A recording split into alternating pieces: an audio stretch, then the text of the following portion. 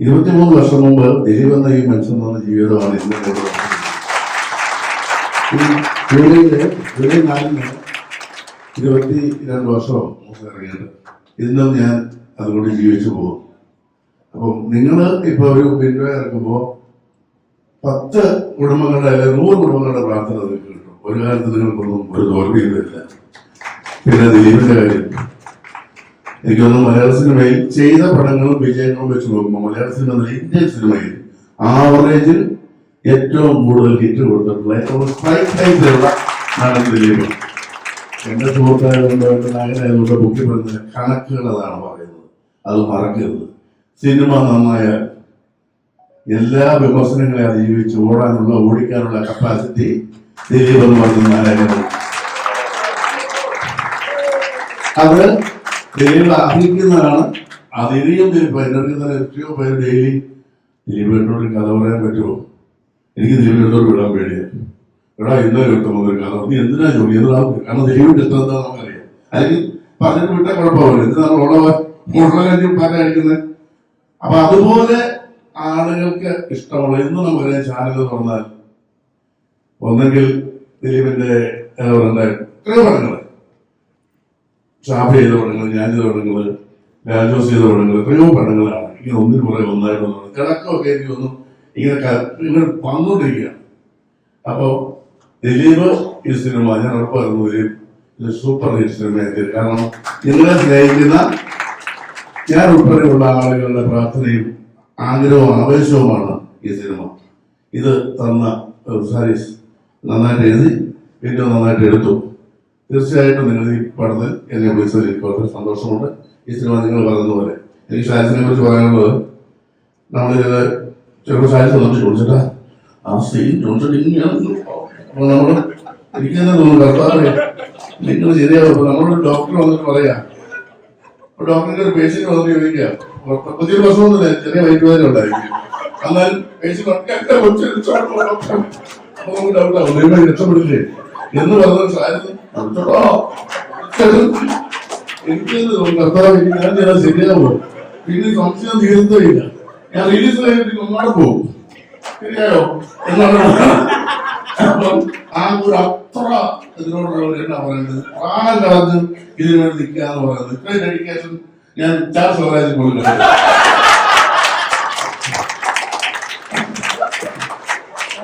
അതുപോലെ പിന്നോട് പ്രശ്നം അങ്ങോട്ട് പോകണം.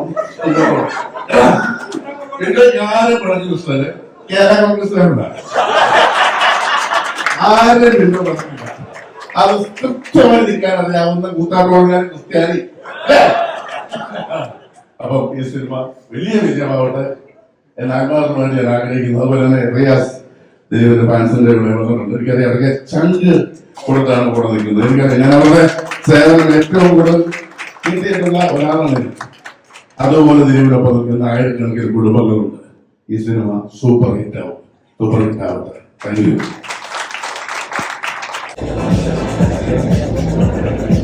Good evening, everyone. Namaskaram. Magic Friends.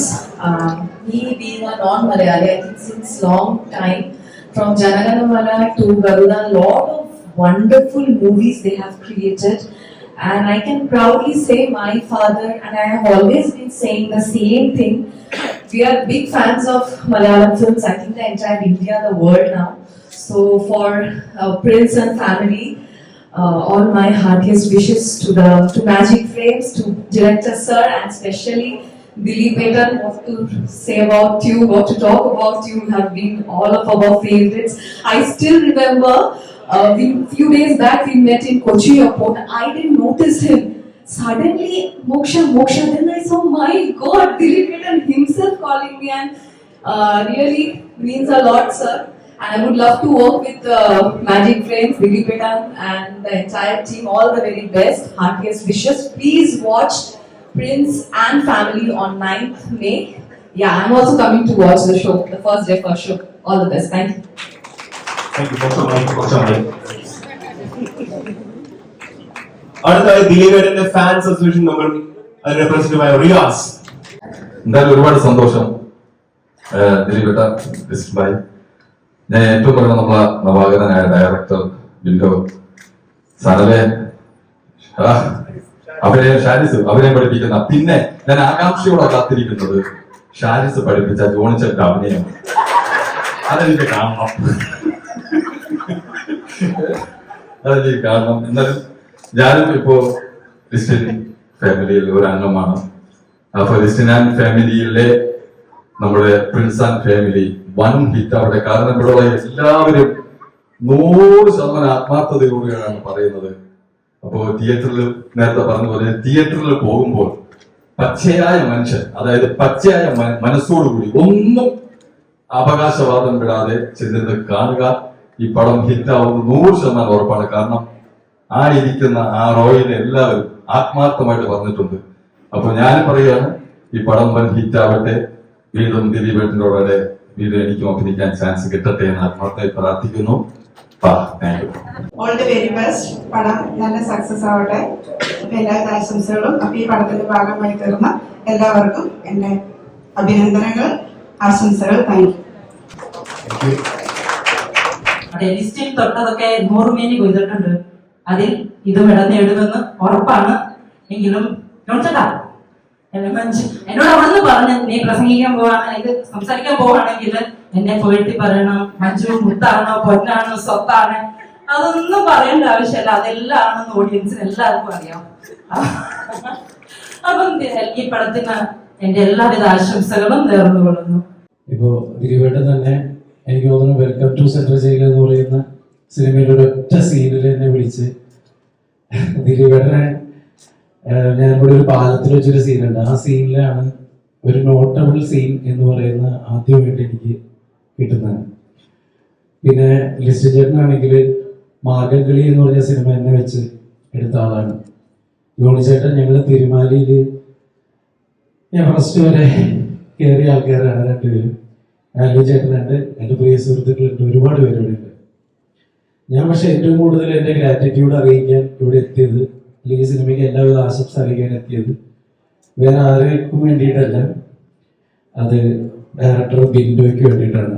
കാരണം ഞാനും അവരും പണ്ട് തുടങ്ങി ചെറുപ്പം മുതൽ കൂടെ ഉണ്ടായിരുന്ന ഒരു കൂട്ടുകാരനാണ്, ബാല്യകാല സുഹൃത്താണ്, ഒരുമിച്ച് സിനിമ സ്വപ്നം കണ്ട് നടന്നവരാണ്.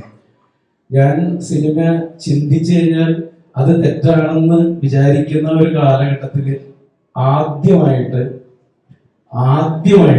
അരുണേട്ടൻ കേട്ടോ, ആദ്യമായിട്ട് എനിക്ക് ഒരു സിനിമയിൽ, അവർ അന്ന് അസോസിയേറ്റ് ഡയറക്ടർ ആ പടത്തിന്റെ, കേരള ടുഡേ എന്ന് പറയുന്ന ഒരു സിനിമയിൽ കപിൽ എന്ന് പറയുന്ന അദ്ദേഹം ഡയറക്ട് ചെയ്ത ആ സിനിമയിൽ ആദ്യമായിട്ട് നല്ലൊരു വേഷം പിടിച്ചു തന്ന ആളാണ് വിൻഡോ.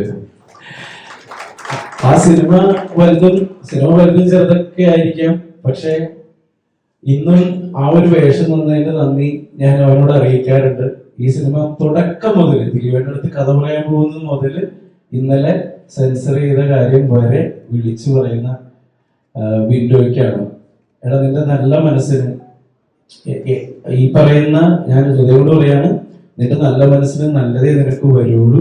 പിന്നെ എൻ്റെ എല്ലാവരും പ്രിയപ്പെട്ടവരാണ്. ഈ സിനിമ ഗംഭീരമാവും, ഒരു സംശയവും വേണ്ട, നല്ലതേ വരും. Thank you.